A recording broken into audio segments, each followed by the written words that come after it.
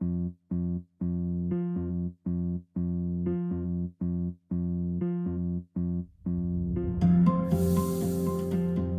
the beginning of our history, humanity has gone through a non-stop change of its worldviews. The funny thing is that all along the way, we're always convinced that now we've got it right. So today, now in the early 21st century, you'll talk to scientists who will finally admit that yes, it seems to be possible or even likely that there is intelligent life elsewhere in this universe. However, it's supposed to be impossible for them to get here or for us to get there. And really what this is simply a lack of imagination. I learned long ago never to second guess the relationship with the visitors. It is the most complex, most contradictory, most extraordinary thing that has ever happened to mankind. I don't talk about UFOs. I can't stand the term. There are no such things. We've known for years what they are. The government's important because they have the radar systems.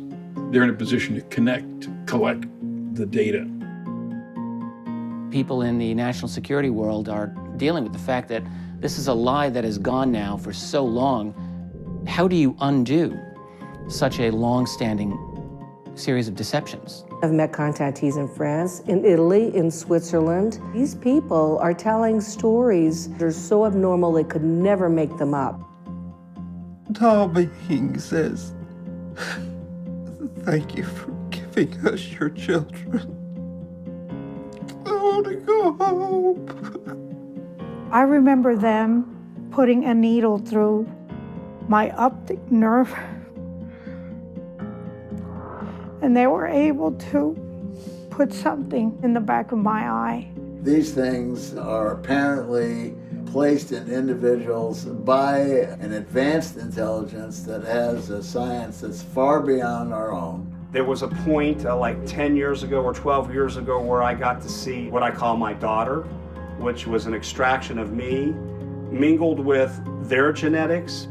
I think that they may have been using me to produce hybrid offspring from the time of my first menses on throughout young adulthood. We put animals in cages. We take chimpanzees and do medical experiments on them.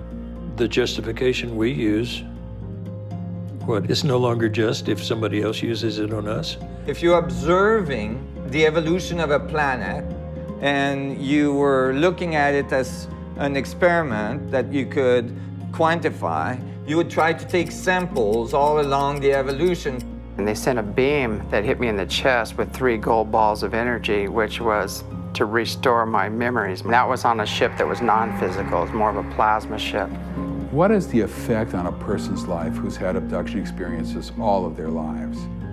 The effects can be profound on people in ways that they don't even fully understand. It's a club that nobody wants to belong to.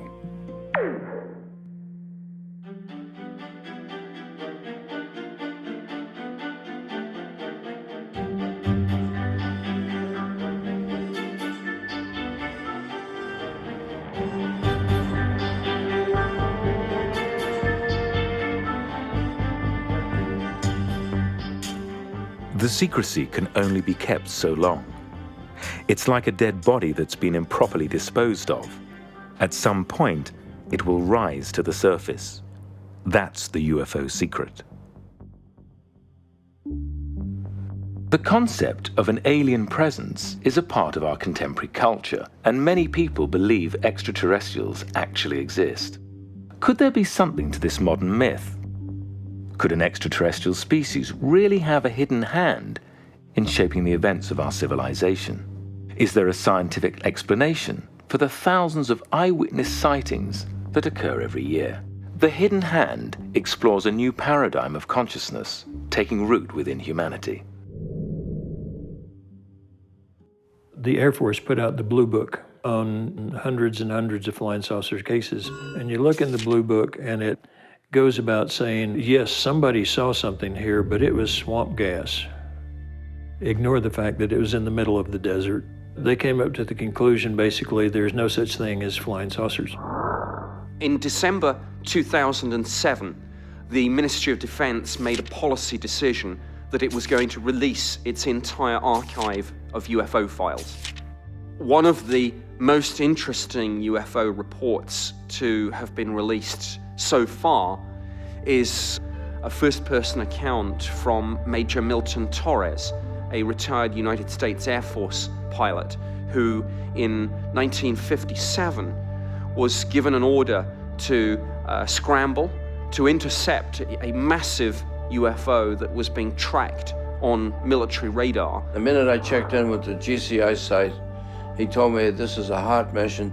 It will be firing 24 rockets. And they said, we'd like to inform you that this object is an unidentified flying object. I got my final vector at altitude where I first picked up this huge blip, which is about the size of an aircraft carrier. And then I locked on immediately, and I followed it up until about 4 seconds to go, and that's when it took off and accelerated to something like around Mach 10.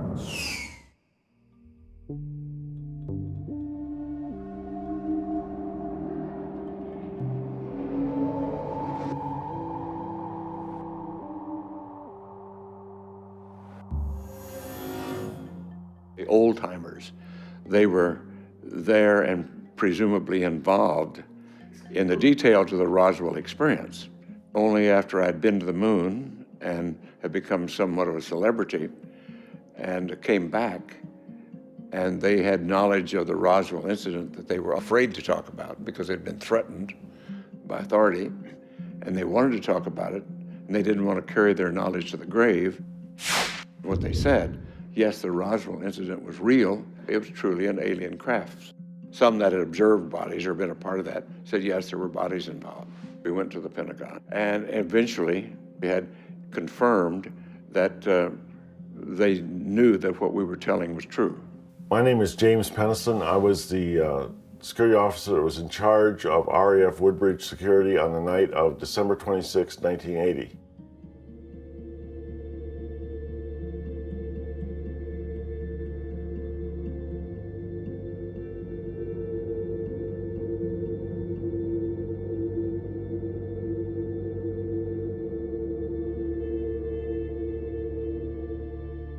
I did a walk around, paced it off, and measured 9 feet by 9 feet by 9 feet. Then as I came around the far side of the craft, I seen what looked like writing on the side, so I figured it was identifying marks.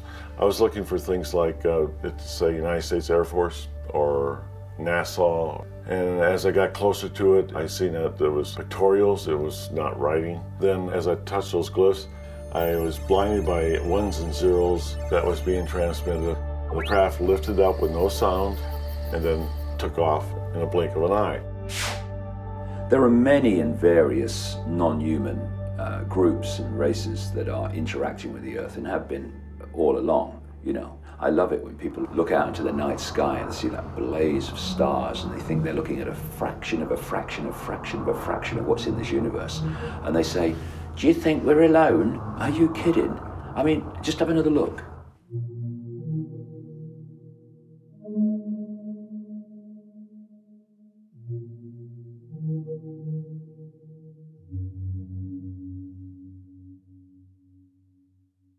En México no existe una persecución del fenómeno.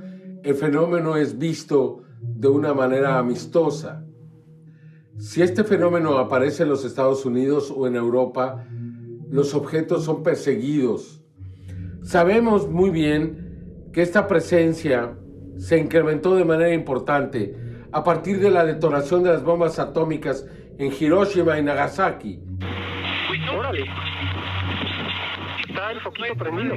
No conozco la agenda de estos seres, pero es muy claro. Los videos son cada vez más espectaculares. Es un avión de esa madre.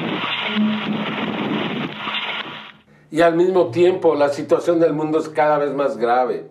Hay una correlación. Entre más grave es la situación, más cerca están.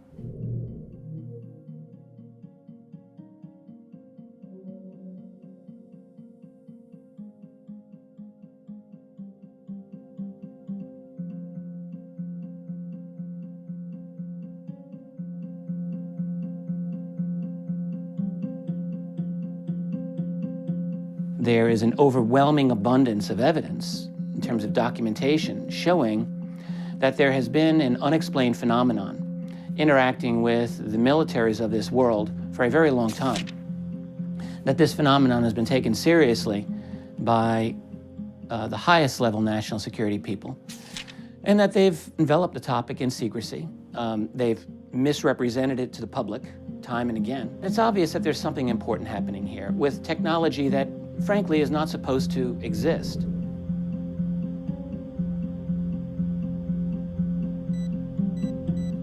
One of the biggest problems here is secrecy itself, because if you can't get access to the information, we tend to fill in the blanks. From my point of view, there is no policy of covering up UFO information or any information about ET. Basically, the government doesn't care. It was on the basis of coming to the conclusion independently and then having it confirmed by someone who had inside knowledge and who would tell me as much as he could without breaking any secrets, that I decided that the time had come to speak out. And that was when I said that UFOs were as real as the airplanes flying over your head.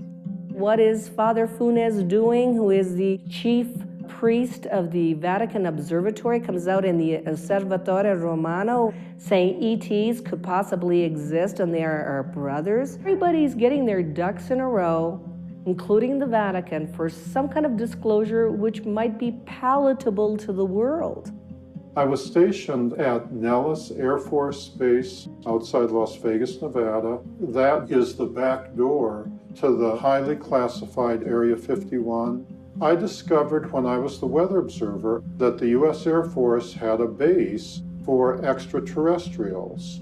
That is the original dreamland. I was a professional soldier and I got an assignment to shape headquarters in Paris, France in 1963. I had a top secret clearance, and when I got there, it was upgraded to cosmic top secret.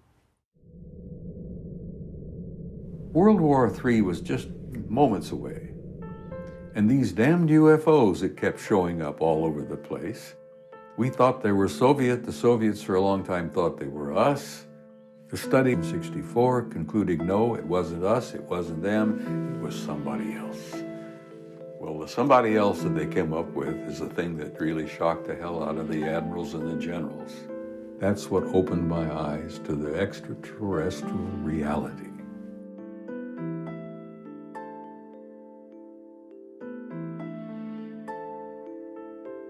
People who claim to have been abducted are called abductees. Those who claim to have friendly contact with extraterrestrials are called contactees. Those who choose not to label their experiences as either positive or negative are called experiencers.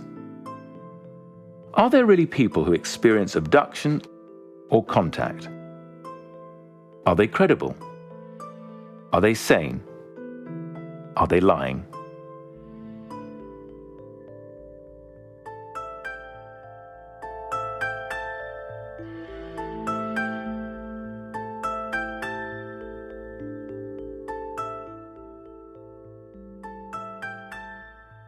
I was going to see some friends, and there was a shortcut behind our barn. I got to this open field, and I felt as if I was being watched. And I look at these bushes, and this head starts slowly coming up. And suddenly, I felt as if there was someone coming up from behind me. And the next thing I know is that I just kind of pass out on the ground, curled up in a ball, very, very scared, and these little guys in the blue suits were just standing around me. I came to, chest deep in weeds, and suddenly I heard my mother calling me, and she wanted to know where I had been. For me, initially, it started off with seeing children. They looked just like any ordinary children, and this was at the age of about 4 or 5. But I was also told by them, no one else can see us. I told my mom about it, Dad about it, but oh, it's okay, it's just imaginary friends. And I'm telling them, no, I know the difference. They had helped me with my homework. Imaginary friends can't do that. An entity was leaving my bed area, and he was very skinny, tall, and was walking away from me, and he's going toward the wall. And I go, well, who is that? What is he doing? And as soon as I thought that in my head, this entity turns around and looks at me with these large black eyes. It was hearing me say these things in my head. It began to move toward me. I became paralyzed and was terrified in the whole 9 yards. It lifted up the covers and stuck its huge bulbous head and large black eyes right next to my face, very close to my eyes, and began to program me. He simply changed my visual thoughts of what he was in my head. He wanted me to imagine him as a clown that was a terrible dream. I started experiencing communications, a lot of telepathic communications at first, where they were speaking to me in my meditations. And one day I asked them who they were, where they were coming from. They said, we're actually coming from a fifth and sixth dimensional experience. And I thought I'd lost it. My imagination is, running amok. And I said, I'm going out to the garden. I'm going to start digging, planting trees, and get grounded again. And I didn't even make it to the front door, and my sisters were banging on the door and saying, did you see it? Did you see it? And I said, see what? And they said, the ship. When I got sent to Indian Springs, I was bunking alone in a wooden barracks, and when I got up at night, one of the tall white men had brought in one of the children, and they were looking through my stuff. And as I was coming back down the hallway, he was standing there looking at me.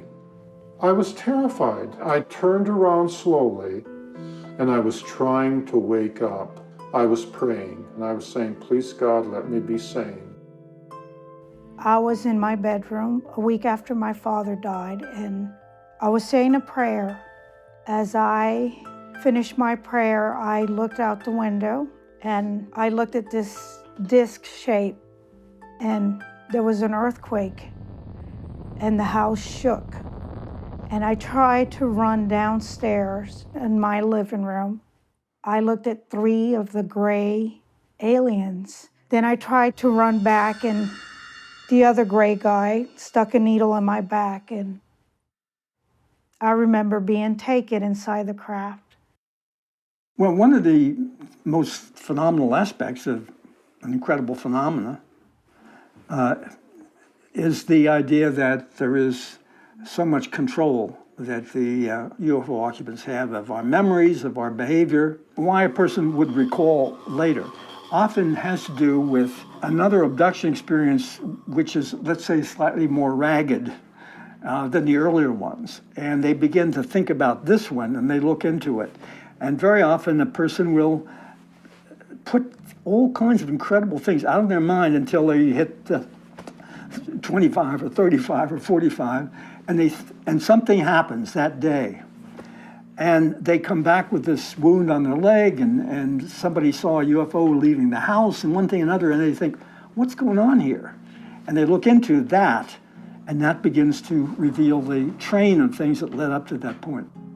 For hundreds of thousands, probably millions of people in this world who experience a UFO encounter, this is the most amazing experience probably of their life. And most of these people tell practically nobody about it, all right? We're dealing with this phenomenon in a completely atomized way, isolated from each other, with no broader cooperation and collaboration to deal with this. Claims that the US government has held back information about alien visitors are as old as the purported UFO crash at Roswell, New Mexico in 1947. Some officials in the military believe in the extraterrestrial presence. Why? Is there really a government cover-up? Have enormous sums of money been illegally diverted into black projects?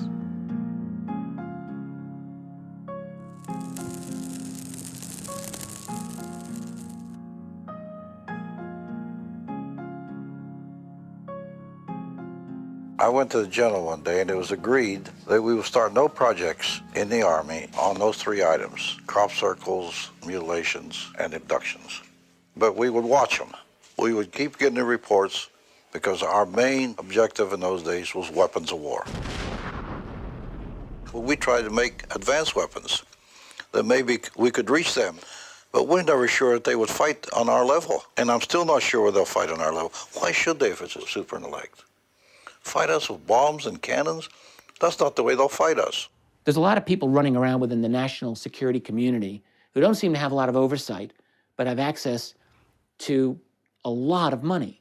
Most famously, this was a statement by Donald Rumsfeld in July of 2001. According to some estimates, we cannot track $2.3 trillion in transactions. $2.3 trillion in transactions. Where does it go? I think some of it gets siphoned off into black projects. The sound of a craft came up the valley where we were and went no more than about 10 or 15 feet over our heads. There was no downdraft, and when it went by, there was no backdraft. It was traveling, I guess, about 2 miles an hour, and it went on into a research area out here, part of White Sands. There were 6 of us out there looking up at this thing, and there was nothing to see.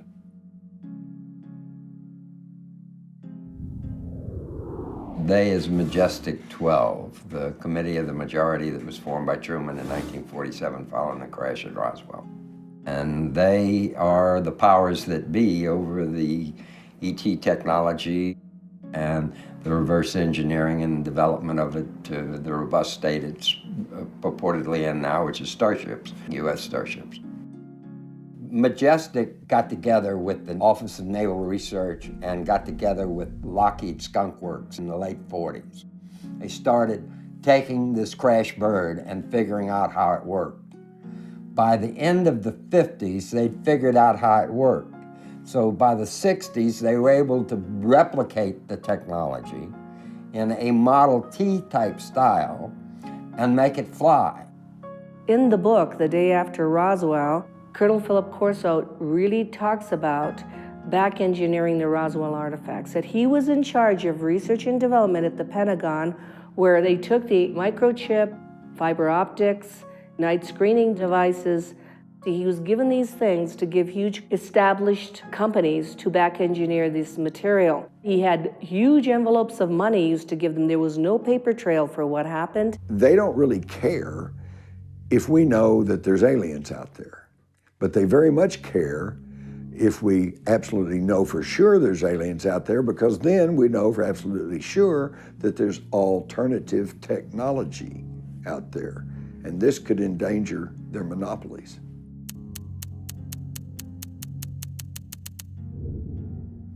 And when you step back from the decades of human reporting out of the human abduction syndrome, and you parallel that with physical evidence of craft, and you parallel that with the United States' great priority in the Truman administration was to bring down this disk in order to get the technology into corporations at the most confidential and highly secret level. In the Pentagon are programs known as SAPs, Special Access Projects. Many of these are unacknowledged SAPs, so that means they don't exist. These are dominated not so much by military personnel, but rather by private contractors. At least one of these special access programs is in fact related to the study of extraterrestrial technology and bodies. There was an incident at Indiantown Gap, Pennsylvania, in which there was a craft, not of this earth, crash. And after we cordoned off the area, I was asked to go ahead and move closer to the object. That was my first exposure to a craft that was down, complete with bodies. Small nucleus within the U.S. government takes this information, digests it, and does what they call a formalized intelligence product. That formalized intelligence product is then given to customers in the field. I can tell you that we have had contact with entities not of this planet. By all accounts, the hard evidence, the debris, the bodies, whatever could prove the reality of it, has all been taken away by the government, who then denies they have anything. The Papoose Lake facility is located approximately to the southwest of the Groom Lake facility, which is known popularly as Area 51. The Papoose Lake facility was originally designed as a deep underground base specifically for biodefense applications, biological warfare. Then it was redesigned for back engineering of their devices, including their weapons, their craft, and also for the biological aspects involving the ETs. At S4, there was a large viewing gallery above the area where the clean sphere was located, and the screen was raised, and we were finally told what we were working with. When I first saw him, I was looking through the glass from the gallery. He looked like a bug to me, and we were told at that time that we were working with an extraterrestrial. Area 51 itself, of course, did not officially exist until very, very recently. We had drawings of supposedly S4 underground bases working with aliens and whatnot. But no underground bases with aliens. I always say, don't be surprised that strange things fly in the desert. We've got a separate space program, totally different from NASA. NASA is building Model T shuttles. The Joint Space Command has become almost an entity unto itself. As Ben Rich said, who ran the skunk works for Lockheed Martin before he retired, he says, we can take ET home. And he went to the blackboard and he scribbled up there. He says, we've benefited from unfunded opportunities. And they saw it, he says, what the hell do you mean by that? And he went with his chalk and he circled the U and the F and the O. He says, that's where we got most of it.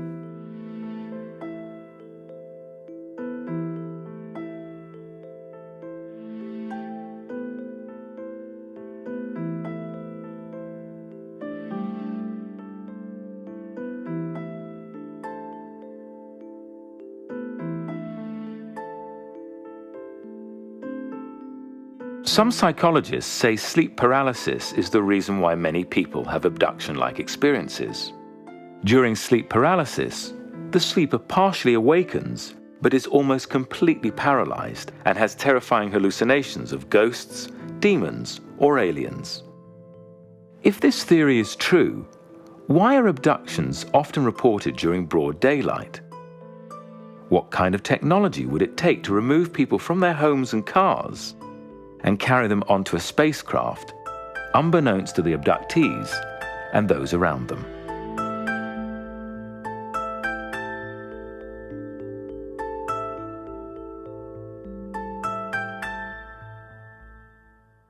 The technology is involved with coming here and getting people out of their apartments. And people claim that they go directly through windows, through walls, through ceilings, and so forth.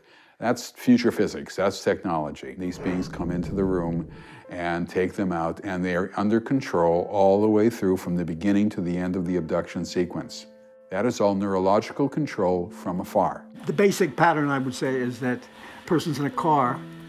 There is a craft seen above the car stops, people are paralyzed and quite terrified, and two alien figures of three approach the car and take the people out, and they're taken into a craft.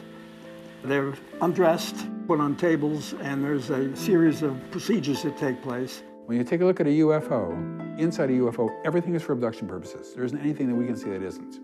What we see is room after room with equipment for the abduction purpose. And all that equipment is tailored to humans. That had to be designed. That had to be manufactured. The idea of secrecy, of controlling us, all had to be thought out. This is a program that is multi-layered in the background. They have to have resupply. There's a whole world of abduction activity. We're just seeing the end product. That means that this program is enormously important to the abductors. I think people react to abductions pretty much like any deer in the open would react when we go ahead, tranquilize it, tag it, then go ahead and track it for life. It would have no comprehension, therefore we make no effort to explain to that deer what we're doing. We would have no comprehension as to the total intent of what they are trying to do in the abduction scenarios, abductions and interaction takes place in an ordered reality. The phenomena of abductions, for instance, have been going on for millennia. I mean, ever since there's been people, they have had interactions with beings from other dimensions or reported this. I do think that consciousness, at some level, is the core mediator of the phenomena. Now, there's pieces of this that are hardware, and they are picked up by every sensor system that we have. We're talking about a phenomena that, at least for some period of time, is physical. And we talked about the interdimensional capability or possibility that at times dimensions cross over. While that occurs, the thing is just as hard as I am sitting here, but when the separation occurs, they go away. So when you say, where did it go? It's not even a valid question. We tend to think of the UFO abduction experience as something that has only happened in the modern world. It's very common for shamans to experience abduction by beings that they construe as spirits from the spirit world, who descend upon the shaman and take him away into the sky. Now, what makes the story of abduction solid to me is that in traveling about the world, you hear approximately the same abduction scenario in Britain as you do in Africa or in the Amazon or Israel. So the stories are all the same.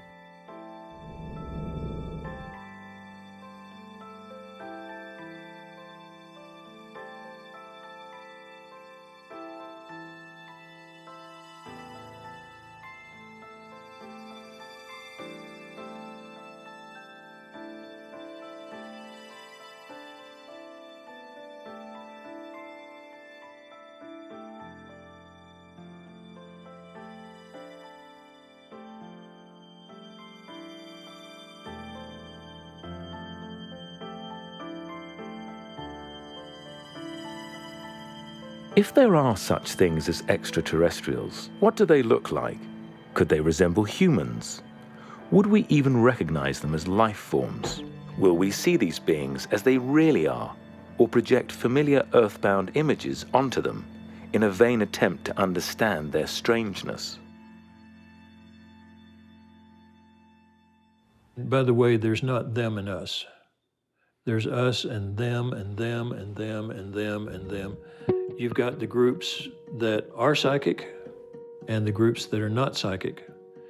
And within each one of those, you have those that are friendly and those that are unfriendly.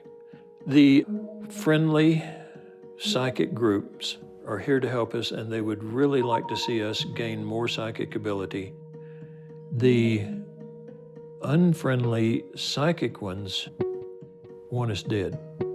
These short beings with the large head and the black eyes, known as the Greys, these are associated with alien abductions in which they're performing various types of medical procedures on men and women. Procedures that have a lot to do with human reproduction. There's two types in my experience. One is the worker being.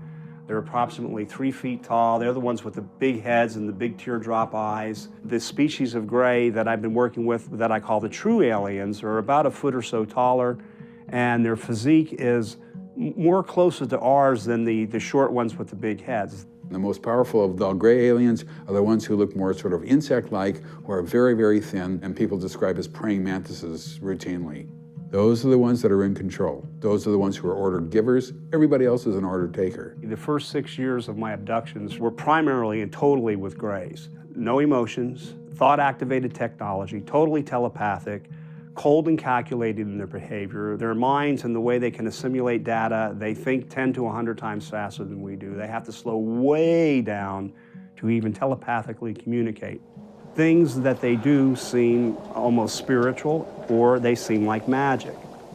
For an example, they have the ability of invisibility.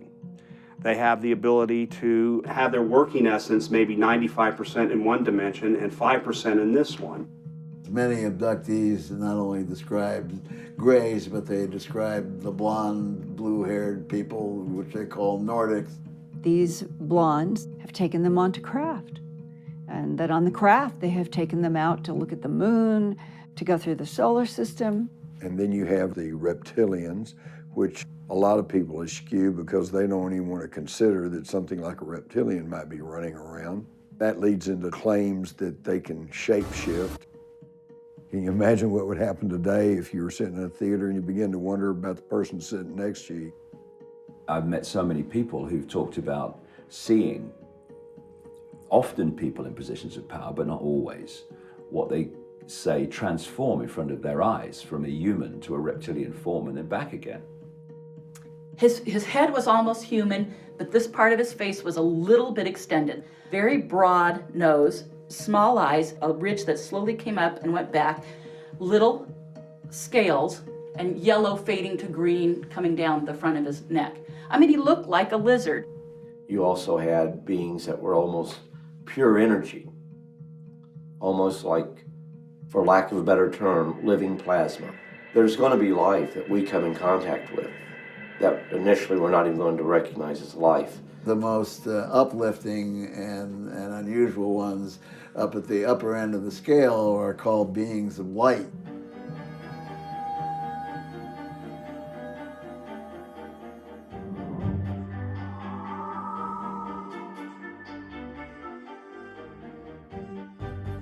Many abductees claim they have been implanted with small technological devices.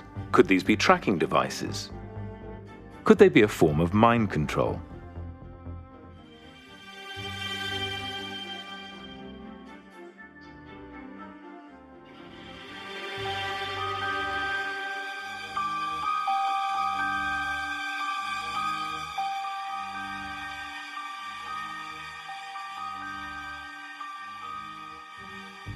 I was approached by an abduction researcher who had a set of x-rays, and in these x-rays there were some foreign bodies which he touted as alien implants, and I thought this was the funniest thing I ever heard of and turned around and literally walked away.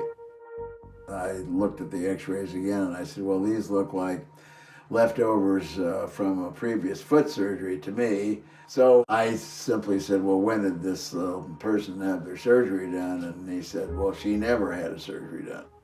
In August of 1995, we did the first 2 surgeries for removal of objects, and when the analysis started to come back, it was a surprise to us all, from the biology down to the metallurgy.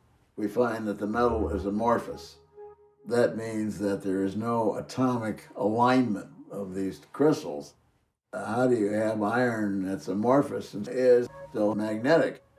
The soft tissue, which makes the cocoon that houses the metal, actually, this biological tissue grows right into the core of this material. Now, there is nothing in medical science, academic science, or even black budget science that can make biological tissue grow into metal. During my first abduction experience in Rogersville, Tennessee, I came away with an implant in my left shin. It was in my leg for 34 years before I had it removed, and it took another 10 years to have it completely analyzed. It was basically silicone. One scientist said it modulated radio frequencies. If you look at it under a microscope, there's actually a pyramid on the tip and what looks like a soundtrack running down one side. Once I had it removed, I started getting sick. We have quite a few cases where people seem to have had implants placed, usually in the head, and very often an abductee will remember the alien with an instrument with a tiny little ball on the end, which is inserted in a nostril. It goes way up and hurts. And I have some x-rays of one of these things in place in a little girl, and the neurosurgeon looked at it and said, Bud, that's a piece of metal in there, whatever that thing is. And there's no way it could get pretty much into the head without leaving a hole. We have no idea what these things are for. It could be to implant information, it could be a control device, it could be a monitoring device, it could be something we have yet to think about.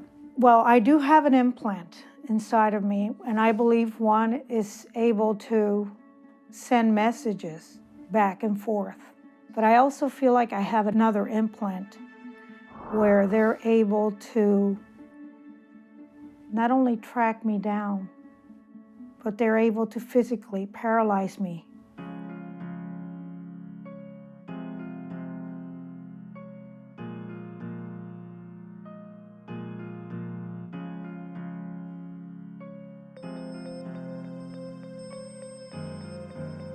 The majority of abductees claim to have undergone genetic experimentation. Why is there so much consistency amongst their reports? Is this an expression of mass hysteria, or is there something really going on? As a child, I had contact at 4 years old, but all three of them were actually the gray aliens with the big eyes. And they were doing something to me where they were looking at my stomach, my uterus area. This other part, this is kind of hard to talk about, but I feel like I was conditioned to be really highly sexual, that there was some kind of clear gel that was put on my genital area when I was just a small child that was extremely arousing. I was awakened by noises. I was in what I perceived to be a tent. There were things in there that seemed like big insects to me. They had an ultra calm female voice that kept saying, "What can we do to help you stop screaming?" I had a device called an electrostimulator thrust into my anus, and I had an ejaculation a few moments later. The ejaculate was taken by these beings. I woke up in the morning feeling that something quite terrible had happened during the night. Later that day, I began to suffer pain from the physical injuries I had received.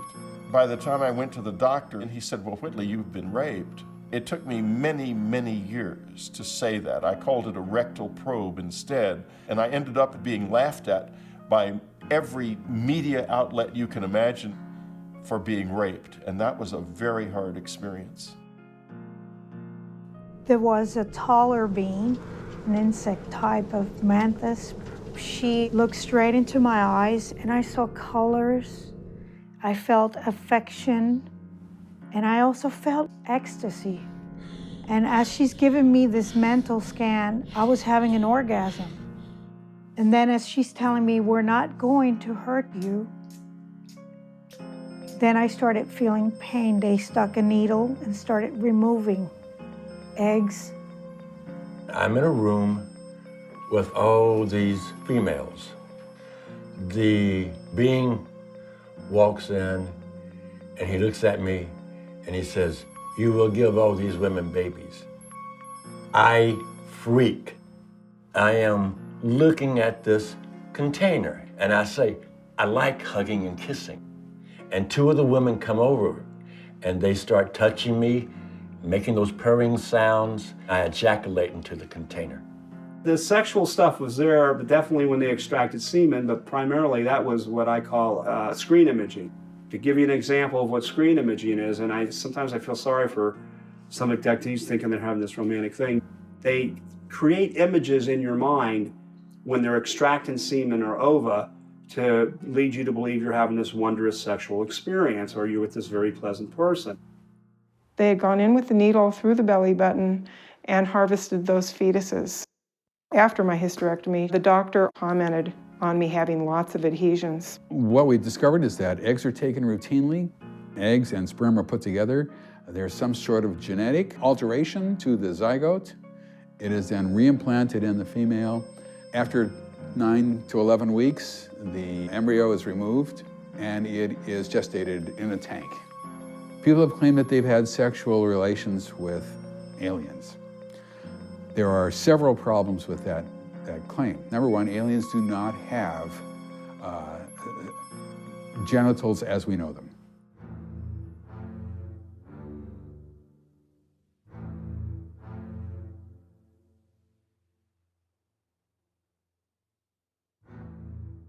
According to one theory, if there has been ET contact in your family, then every generation that follows will also be involved in the phenomenon. What if your daughter said that she was being visited by strange beings at night? Would you believe her? What if your grandmother claimed to have had extraterrestrial contact all her life? Would you commit her?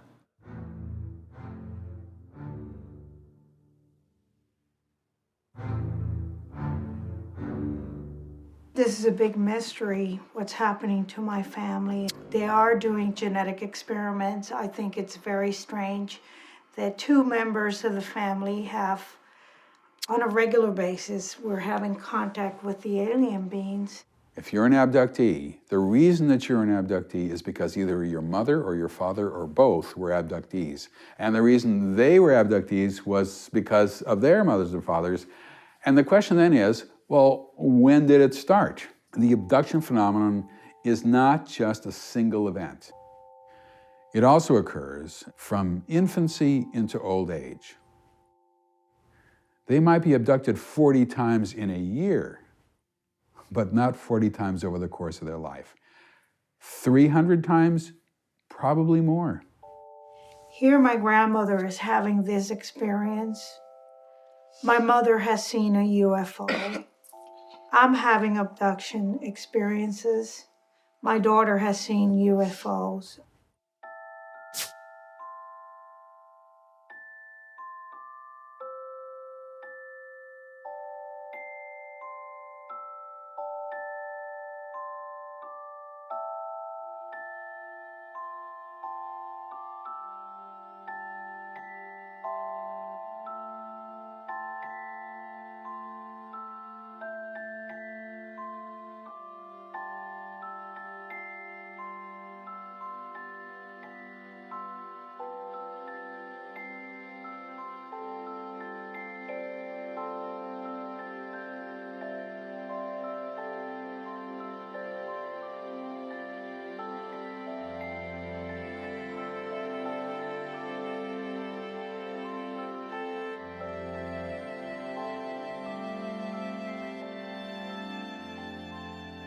It is clear that many abductees have suffered some form of trauma.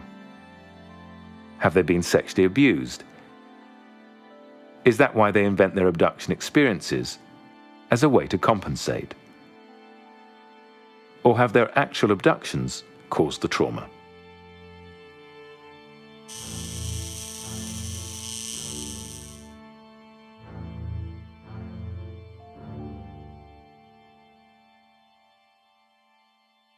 When someone comes to me, they're coming to me because they are troubled about some time missing, or they can't sleep, they can't function in their daily lives. Why can't I remember the 1 or 2 hours? It shouldn't have taken me that long to get home. Listening to the radio as I drive out of Albuquerque. A lot of lightning everywhere. It's raining really hard. There's a mile marker 205. That light is not lightning. It's around my car, and there's somebody there in the passenger seat. He's one of the little gray guys. Oh, he's got something in his hand.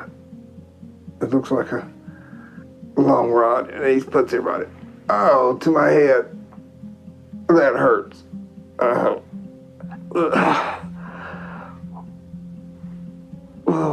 I'm not driving anymore. The car's going somewhere. It's not on the road. It's not on the road. It's not on the road. What I've discovered is that when people remember it under hypnosis, it scares people to death. It is so frightening, it's awful. The effects can be profound on people in ways that they don't even fully understand. Sleep deprivation is one. Being afraid to have kids is another one. A lot of the abductees seem to have a lower sense of self-esteem because they are so powerless all the time in these sequences. It's a club that nobody wants to belong to. There were certain things that all of them shared. One was they had a lot of trouble with relationships, of trust. They had a lot of distrust of their own bodies, and they had problems with sexuality. Many people have this fear they're never going to see their family again, they're going to be killed, you name it. Now, the trauma remains, even though the cause of the trauma may have been blocked by the UFO occupants and the kind of control they have of memory. Yeah, UFO abductees are completely sane.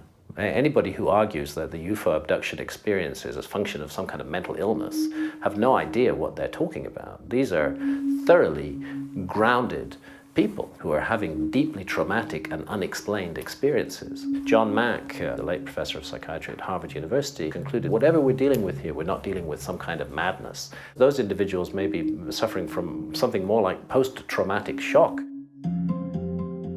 Many people experience a spiritual awakening as a result of their extraterrestrial contact. Is this wishful thinking on their part, or have they really expanded their consciousness?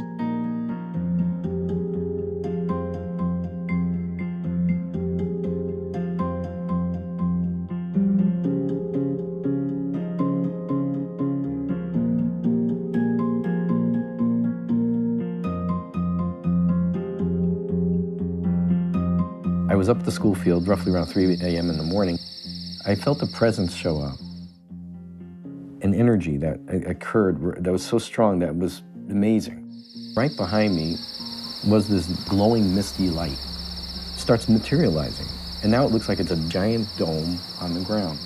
I noticed that the wind in the field slowed up. I didn't hear it, so I thought, oh, we're having a shift. What I saw materializing in the center were 7 light beings, roughly 7 to 8 feet high. So I walked through this energy. I could see their faces. They surrounded me, and then I felt them touch my energy. And with that, they were telling me how I'm not to worry. It was a very amazing feeling of love. The Greys would show up, and they were short, little guys, and they were very, very quick and extremely shy. They were almost like birds. If you moved, they would just be gone instantly. There was one that was very old that I would see in the woods, and it was wrinkled. With him, I could ask a question, and the answer would be projected into my mind in the form of a picture. It was never a matter of sitting down and talking, but when you were around them, you would come away with knowledge. My first experience happened in November of 2002. I flipped my car into a lake and drowned with my 4-year-old son. During that experience, a being came into the car. And as the being came into the car, my heart opened, my mind cleared, I stopped fighting the water, there was no anxiety, and this being is explaining to me that I have to relax and give myself over, and it's in the surrendering that I will move peacefully to the other side. And I'm thinking, well, this must be dying. I ended up in the sky with 6 large beings. They were playing a game around a board. They were rolling a die, and they were interfering with our planet. And they said, first and foremost, do not judge us. We are both essential to the duality of your planet, the darkness and the lightness. And I saw the side of a beautiful, beautiful face. Pure symmetry, pure harmony, just love. They told me that they were going to give me the instructions on how to save my son's life, because my son was in the car with me and he also drowned. And they said, when you go back, remember what we're telling you, and when you get to the hospital, we'll guide you and tell you what to do.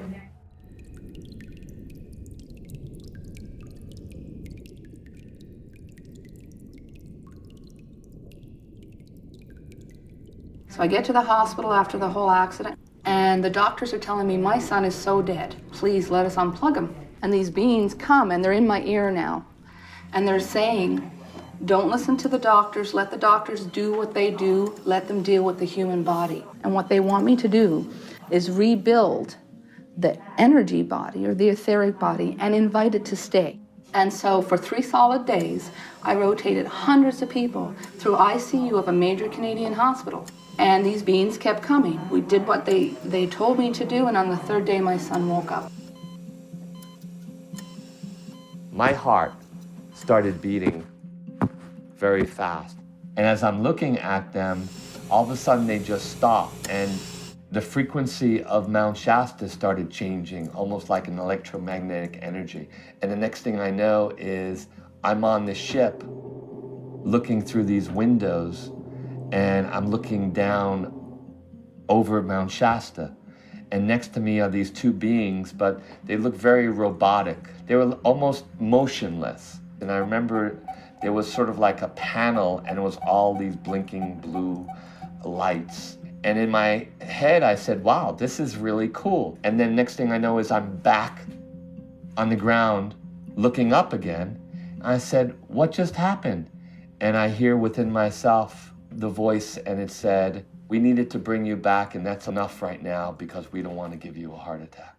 There are what they call low-level contacts, and that would be with some of the Greys and some of the reptilians. Those groups definitely have an agenda. The higher beings that are coming in right now are putting an end to that, just due to the presence of the ultra-dimensionals and the more spiritual and technologically advanced beings.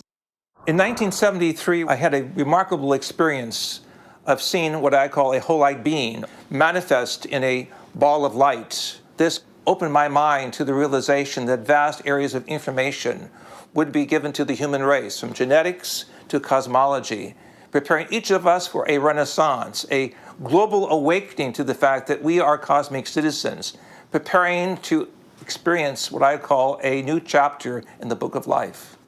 In general, I find that reports that maybe we're being attacked by other civilizations and so on are not so credible. It's clear to me, even if you look at our own evolution, that in a very short amount of time, a destructive civilization doesn't make it very far.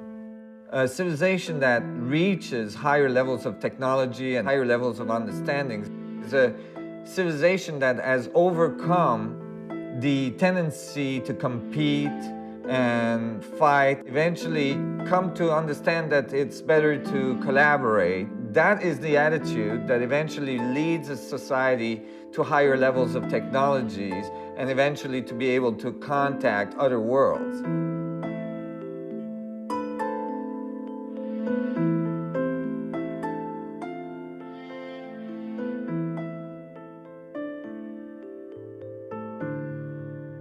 Many abductees and contactees feel ridiculed and unacknowledged by society.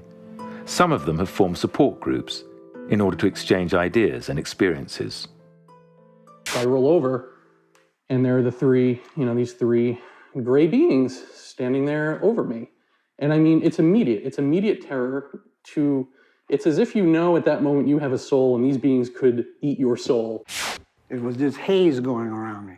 And I looked up and I saw the whole block was halfway filled with a ship. And it had these concentric circles under it, all around it like that. The next thing I know, I'm on the ship. Here I was, 12, 13 years old. Coming over the building was this little wobbling circular object. So when I went to school the next day in the schoolyard, I said, last night I saw what is called a flying saucer. Oh, and then they start coming around me.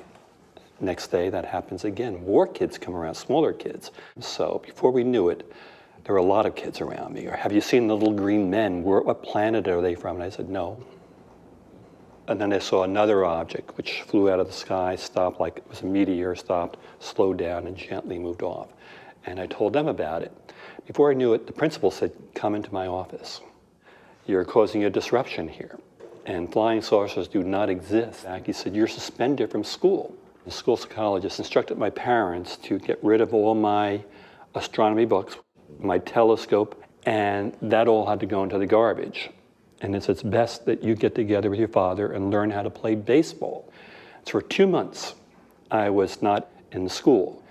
And so it had a profound impact on my life. When I went to school, I was called the Martian by the kids. I was the weirdo. When I was 5 years old in 1958, met large, tall aliens in the field. I was called to go there telepathically.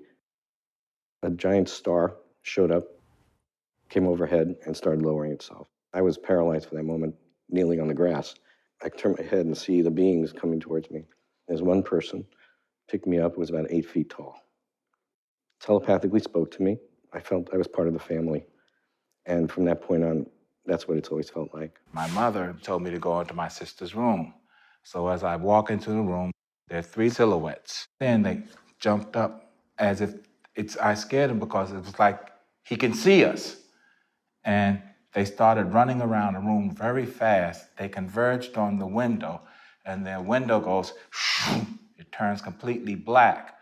And it's like, all of a sudden, I'm looking down a long black hole, and I grab hold to the side of the bed because it feels like if I let go, I'm going to be sucked into that hole behind him, and it just goes back up.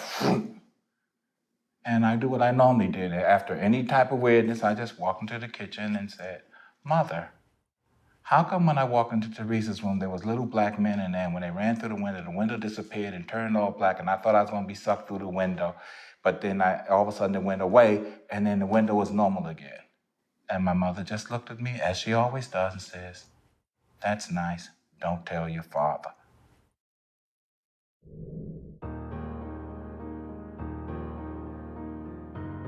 Is genetic material really being taken from men and women? If so, should we be concerned about what kind of race might be created from their sperm and ova?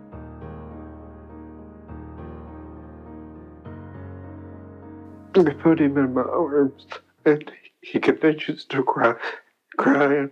I don't know what to do. What am I supposed to do? He says the other ones that came in with the little gray guy are some more of my children. And the other children are coming up to me.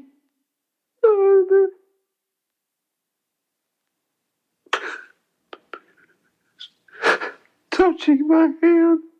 I think that they may have been using me to produce hybrid offspring from the time of my first menses on throughout young adulthood and middle adulthood. Whenever I got near a doctor during my fertile childbearing years, they'd ask, are you pregnant? Your uterus is enlarged. There was a hybrid alien who I think fathered all those children. And I would actually have sex with him. And it was almost like having a relationship. It was always him. He was kind of clinical about it. He would stand at the end of the table and go in and do his stuff and then be done. I did feel some emotional quality from him from time to time. And he had those big eyes, but they were very blue, and they had a round iris, and he had very wispy white hair over a big bald head, similar to the Greys, but definitely looking like a hybrid. I don't feel any ill will towards him at all. I feel like maybe he was caught in a situation the same way I was. Hybrids would attach themselves at a young age, maybe they'd be 12, to a young abductee, let's just say a young girl who is maybe 10, and stick with that abductee and always be there during abductions into adulthood and continuing on. They would be the ones who the abductee would be having sex with. And I was brought in this room.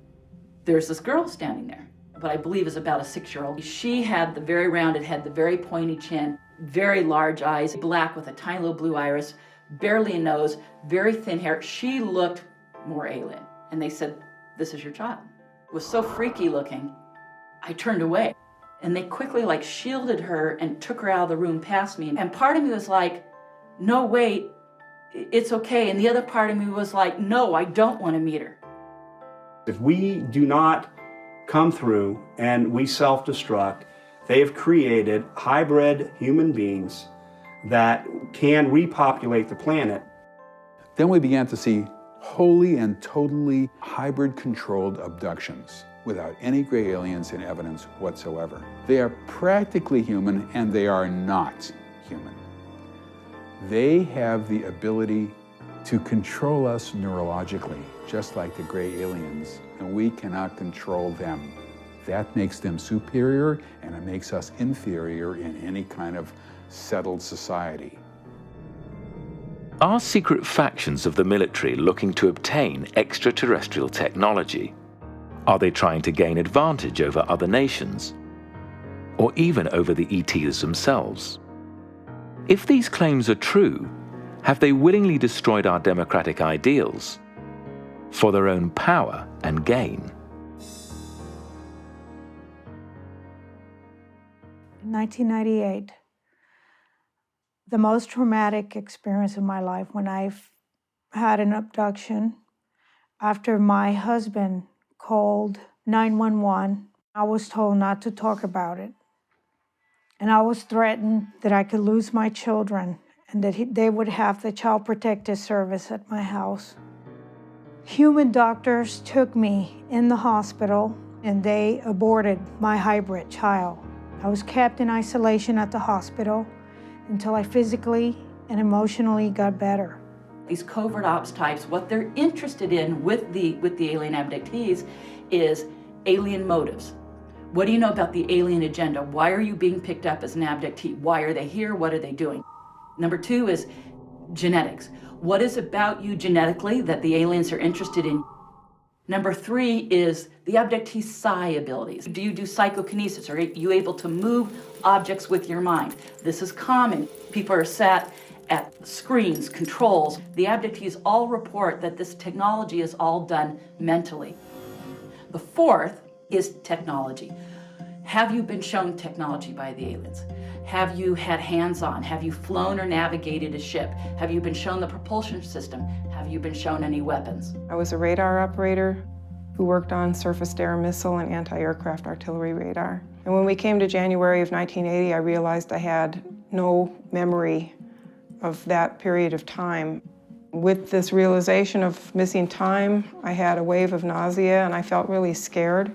And what came out was being taken out on the Nevada test site on the electronic warfare range in the middle of the night. We were given fatigues to wear with no rank insignia, no name tags, and we were forbidden to speak to each other on the crew. And there was a saucer-shaped craft. There were about 9 of them floating in the sky, but one was really close. It was glowing orange on the bottom. I thought that what I was seeing was way above top secret. We were taken to what I believe was Area 51, to a medical facility there. My name was called. I went into this little room that everybody else had gone into but hadn't come out of. A man in a white lab coat came in and injected me in the side of the neck with a hypodermic needle. And my body started to go into some kind of shock from whatever they injected me with. And I kept trying to hold myself together, so I'd wrap my arms around my knees and laid on the floor of that room. And I was really scared what might happen to me next. There are people who are abducted, who have open contact with both extraterrestrial and multidimensional beings. The government knows of these people. These are the people that they need to make direct communication with our visitors. The only way you can get those people is by finding them within segments of society. You cannot train that in any school. These people, which they call the chosen, the governments want to utilize them.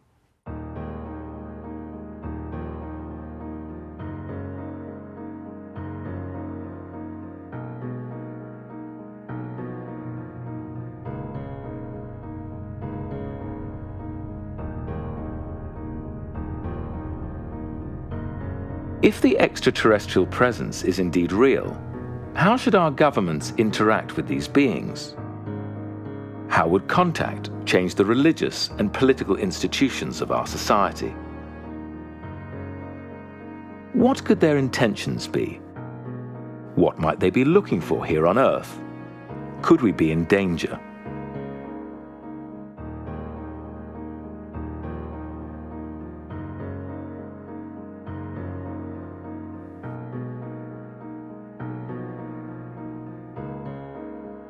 Let's talk about exopolitics. In other words, what kind of relations are we going to have with these people from other planets? I personally am convinced that the United Nations should take exopolitics under its wing so that no national government has an exclusive monopoly on information from and cooperation with visitors from other planets. So the impatience with the U.S. by other countries immediately starts to grow from 1991 forward. By the year 2000, we still hadn't had disclosure. And so France issues the Cometa report, and then a few years later starts releasing its classified UFO files to the world. And then the UK follows. And then Mexico got involved around 2004. Then the Brazilian Air Force decides to cooperate with UFO researchers in Brazil. The Russian Navy announced they're going to be releasing a substantial number of classified files. These are basically diplomacy by other means. Disclosure is the wrong way to go. I think what we need right now is to have a situation in which it is permissible, make it okay for scientists to explore these topics without risking their career. If we look for the differences in sentient beings, then we can justify anything to their captivity, to their torture, to their being killed for purposes of scientific advancement. We never think about them having a social structure or having a personal life. And I really honestly thought that by now, a decade into the 21st century, that the governments would have come clean. That they really finally would have said, we're sorry that we've been keeping this from you, but we wanted to know if it was a threat. Hundreds of thousands have already fallen in the bloody conflict between Iran and Iraq. And I occasionally think how quickly our differences worldwide would vanish if we were facing an alien threat from outside this world.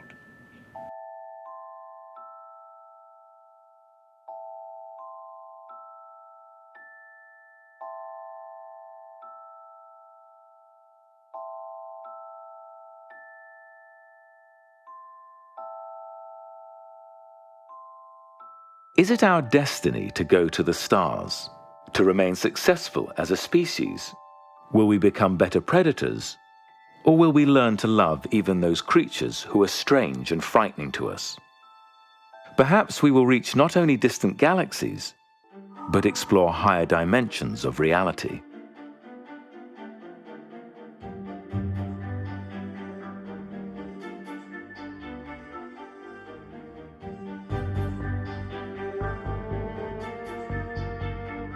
The experience of watching the Earth, the Moon, and the Sun, and a 360-degree panorama of the heavens appear every 2 minutes, and being more deep and profound than anything you can see on Earth.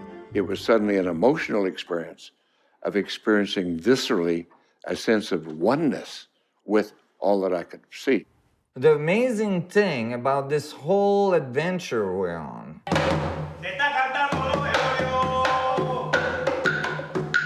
imagine the richness of the information that's present in all of the cultures on our planet.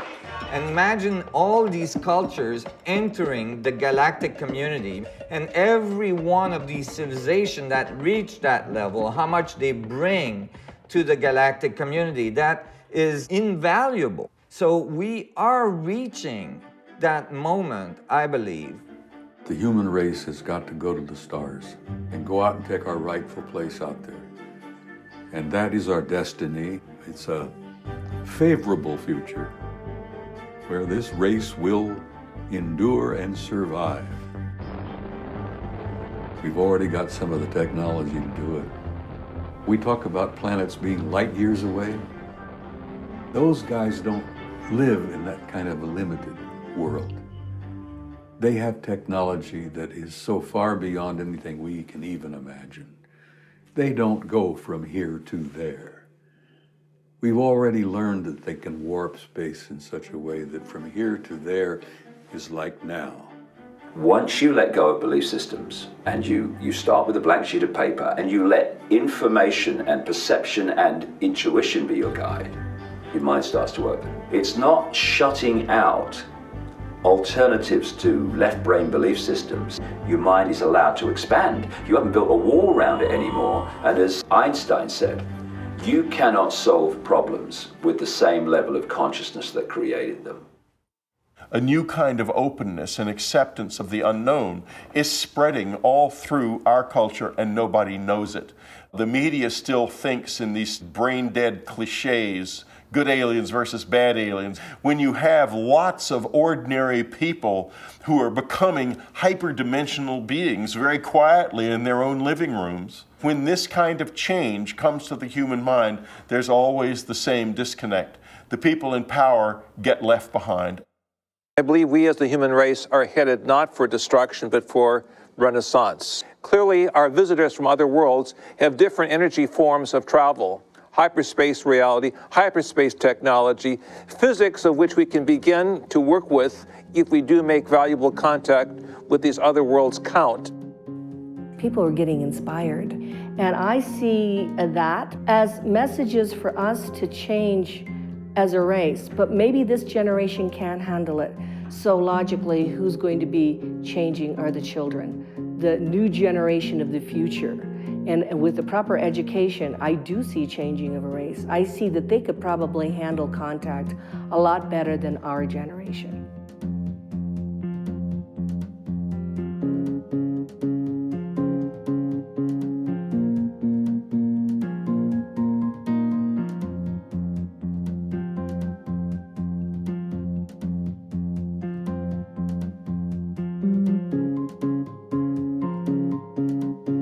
Since the much-publicized saucer crash at Roswell, New Mexico in 1947, our cultural openness to contact with extraterrestrial life has grown exponentially.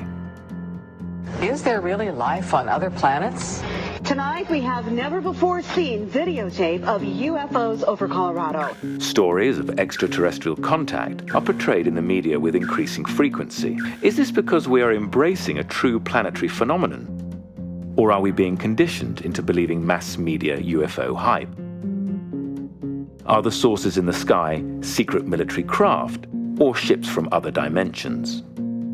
Are we being programmed by the media to view aliens as a common enemy, so the need for war will never cease? Are ETs spiritually advanced beings concerned with the fate of humanity, or are they the demons that have plagued us since the beginning of time? If a hybrid race is being created, what does this mean for humanity? Are we being replaced like a tired breed of plow horse?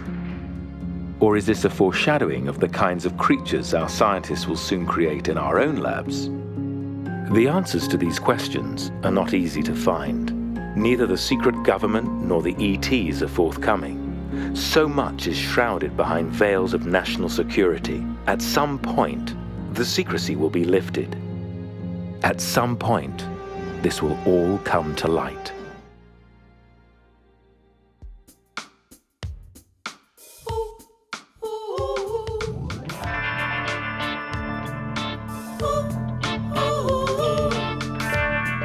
The sun fell off my building.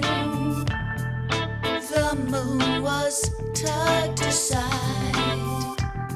A spaceship hovered overhead.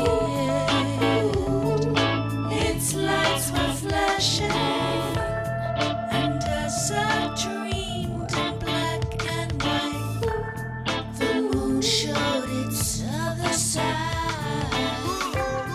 The heavens filled with streams of light, a fleet of objects glowing bright. Don't try to hide, it's an alien race. It's hip to be a hybrid when you're not sure who's got your DNA, baby. Who's got your DNA, baby? DNA, your DNA, baby. Who's got your DNA?